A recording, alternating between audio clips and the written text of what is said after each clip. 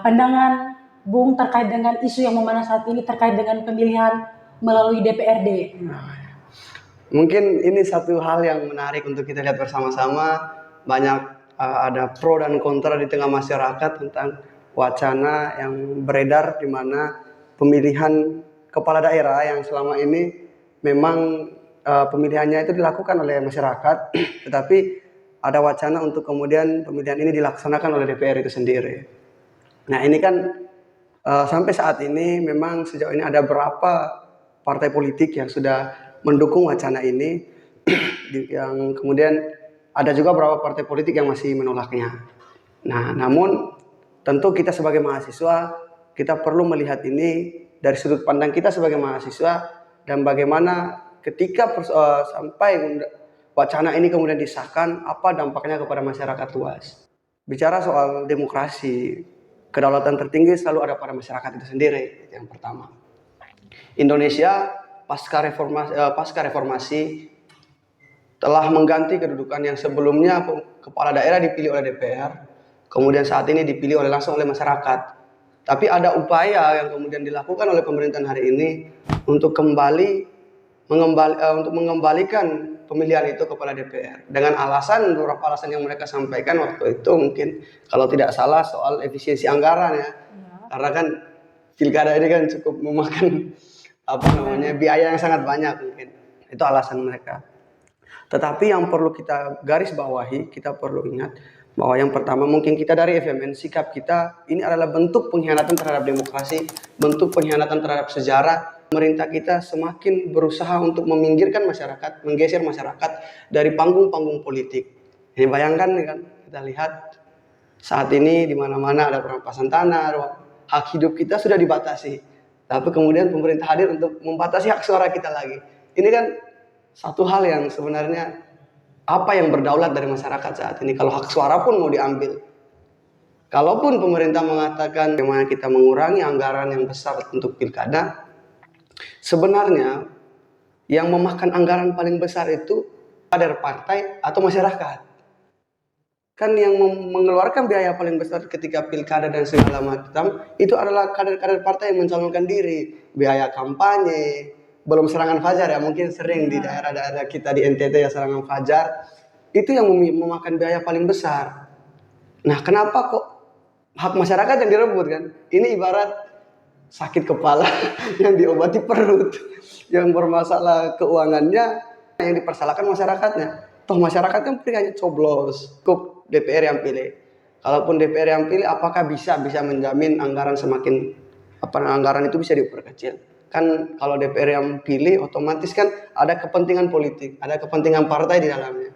Yang pasti ini akan tarung-tarungan dan bisa saja terjadi money politik di dalam kekuasaan itu sendiri. Berarti dari teman seperjuangan mereka tetap menolak. Kita menolak. Bagaimana tanggapan teman-teman?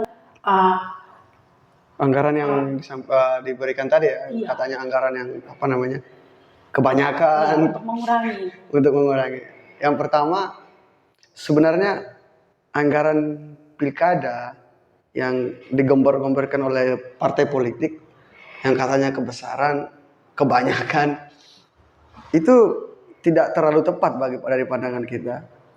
Yang paling banyak memakan anggaran saat ini kabinet pemerintahan kita yang sangat gemuk, itu yang sebenarnya memakan anggaran paling besar, bukan pilkadanya. Kalaupun mereka mengatakan anggaran pilkada itu besar, kan semenjak Prabowo menjabat kemarin, ketika dia mengeluarkan instruksi Presiden nomor 1 tahun 2025, di mana terjadi pemangkasan anggaran besar-besaran di semua sektor, baik itu di pendidikan, pertanian, bahkan sampai pada sektor pemilihan pilkada itu semua, itu kan sudah dipangkas anggaran-anggaran itu.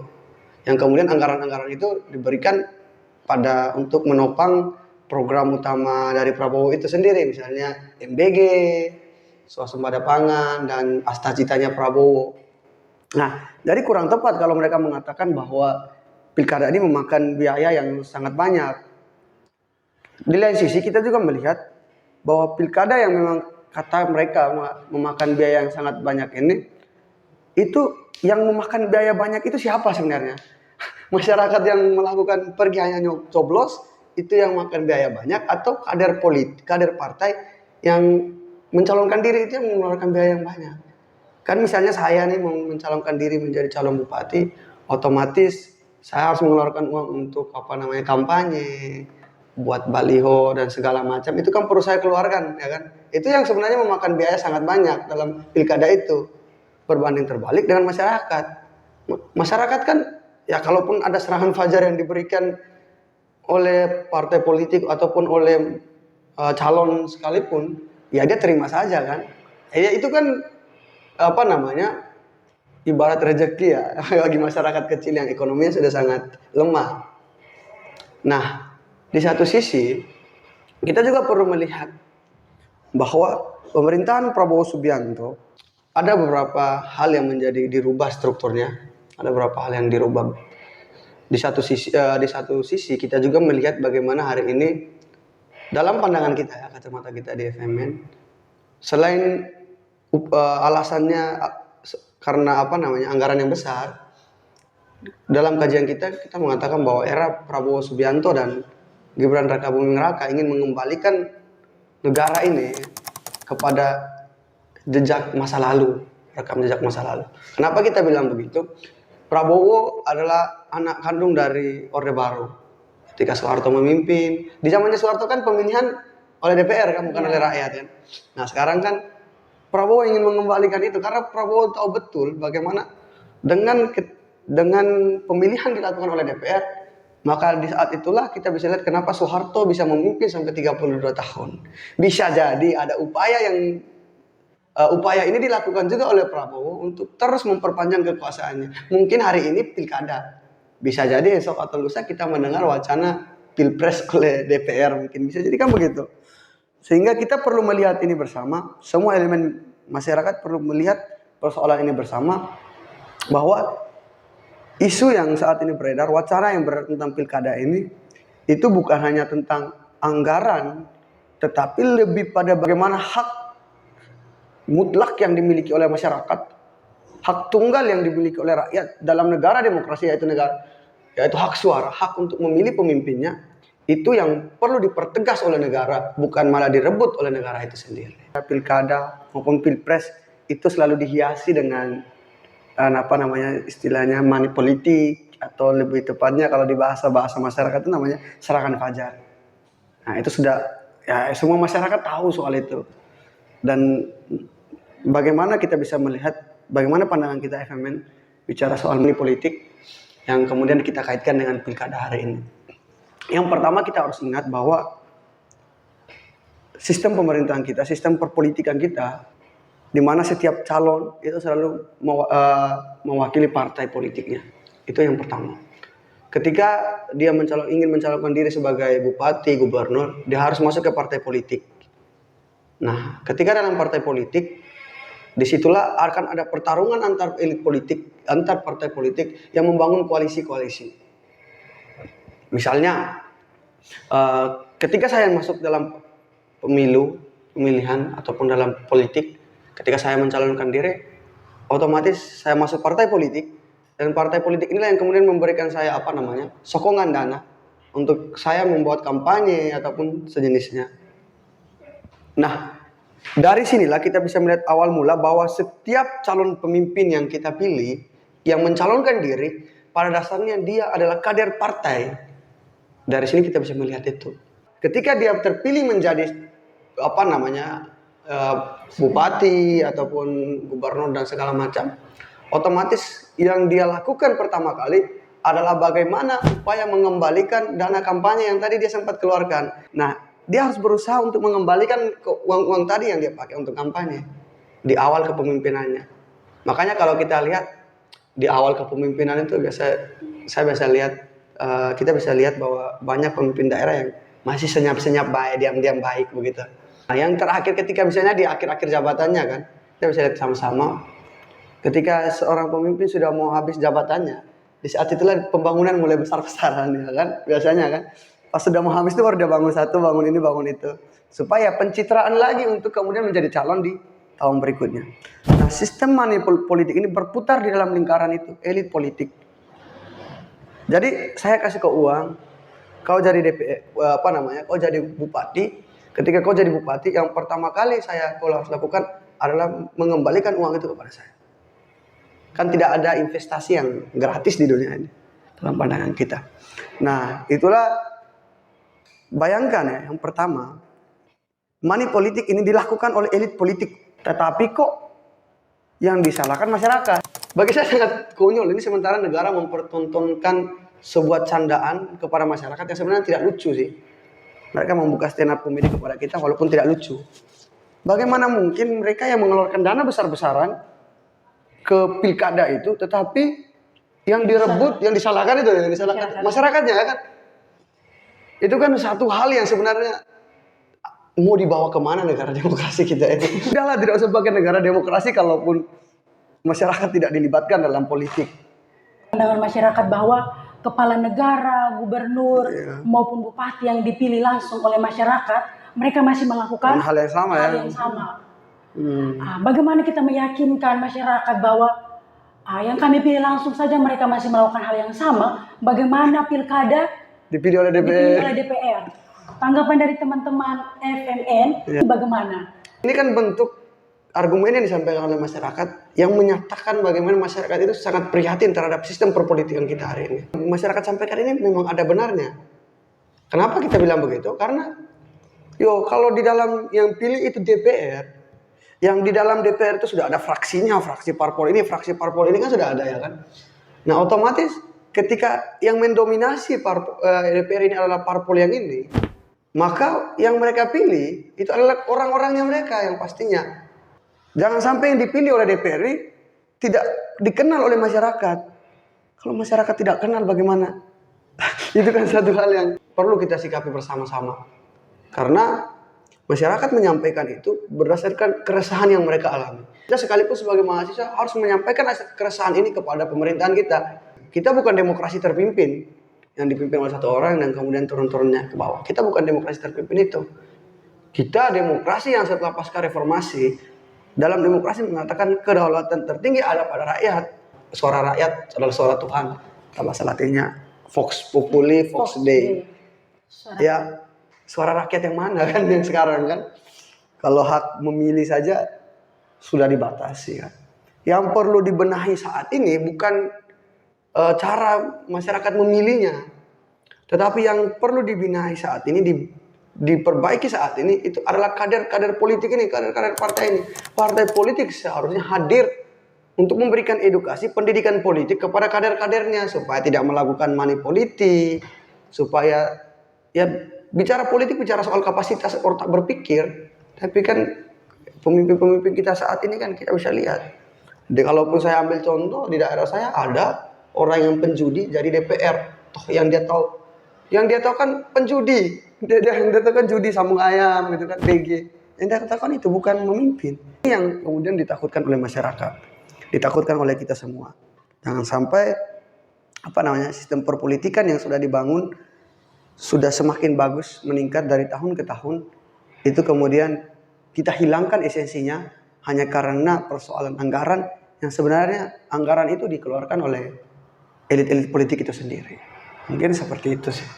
Baik, Kadirki sudah menjelaskan banyak sekali terkait dengan wacana pilkada yang mau dilakukan oleh DPR. Ya. Mungkin teman-teman dari FMN sudah melakukan diskusi dan mau memberi tawaran atau harapan untuk melihat bangsa dan demokrasi politik saat ini. Kita dari FMN, yang pertama perlu kita ingat seperti ini, yang perlu kita tahu. Ekonomi itu menentukan politik. Politik yang akan kemudian melahirkan hukum. Ini yang dasar dari kehidupan satu bangsa maupun negara itu sendiri.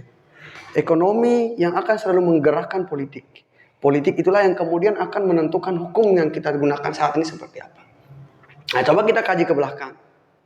Yang pertama, semua manusia, semua masyarakat di dunia maupun di Indonesia, semuanya butuh makan, minum, tempat tinggal. Itu yang paling penting. Nah, ketika dia butuh tempat makan, minum, dan segala macam, maka dia butuh yang namanya pekerjaan.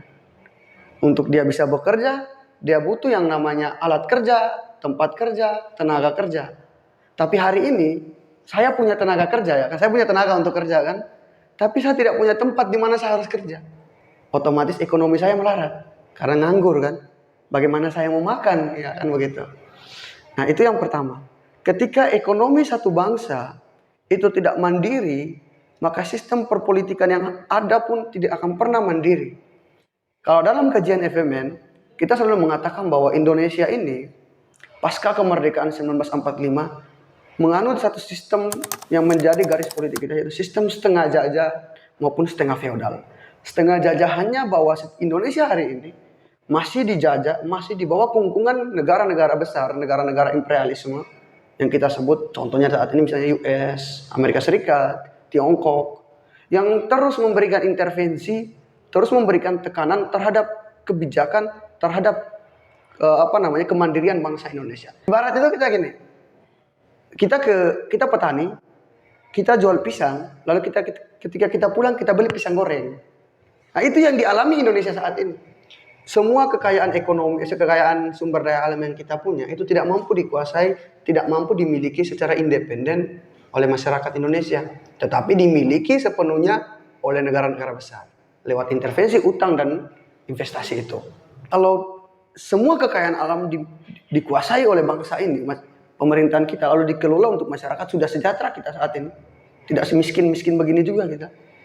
Tapi kan karena situasi di mana tadi saya bilang bahwa setiap kebijakan nasional itu karena sering diintervensi oleh kebijakan internasional, saat ini oleh imperialisme Amerika Serikat dalam kacamata kita FMN, maka kemandirian bangsa itu tidak mungkin kita bisa dapat.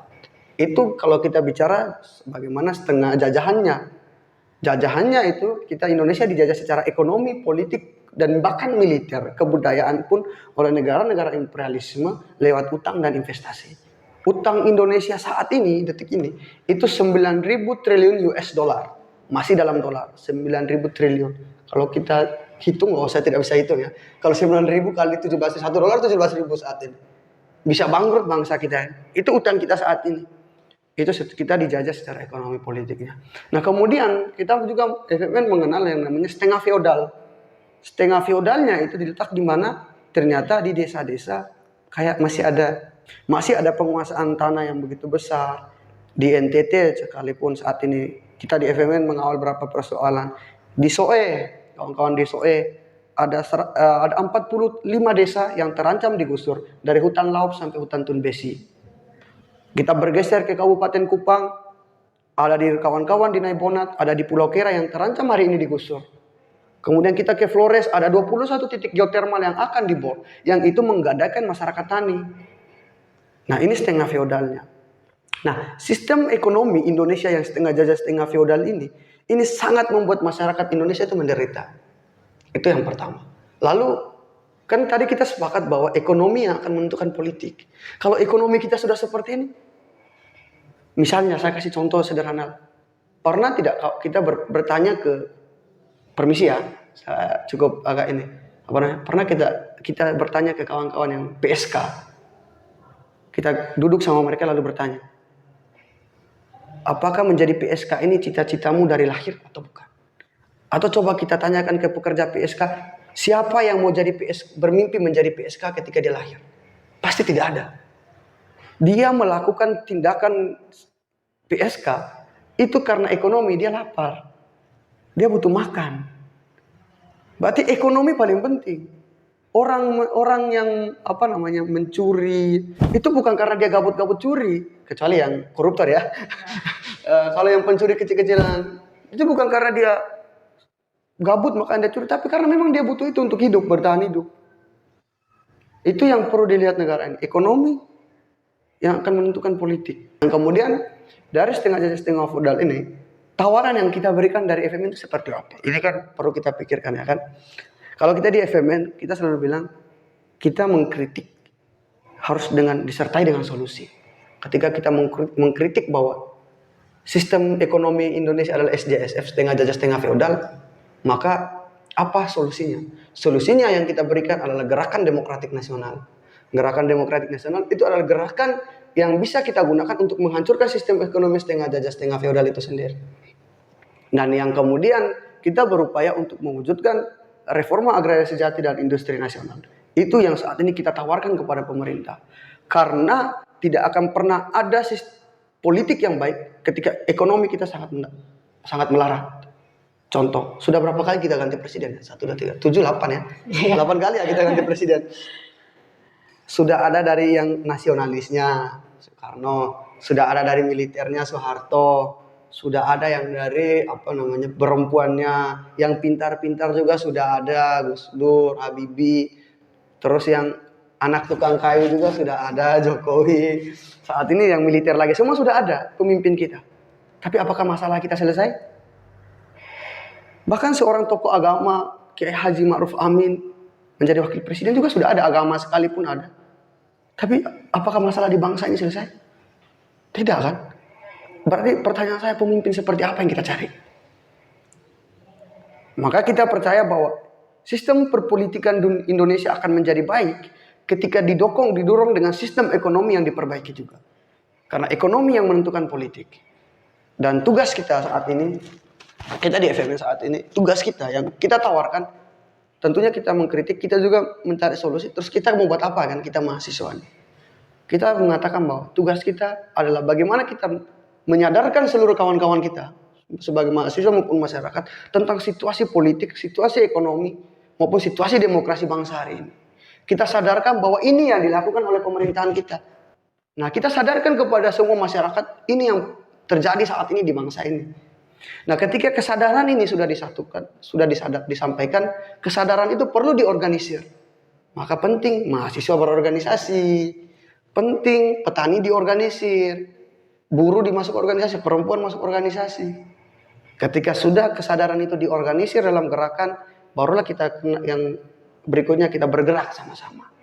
Pasti apa yang kita menjadi tuntutan masyarakat, apa yang menjadi permasalahan saat ini bisa kita jawab sama-sama.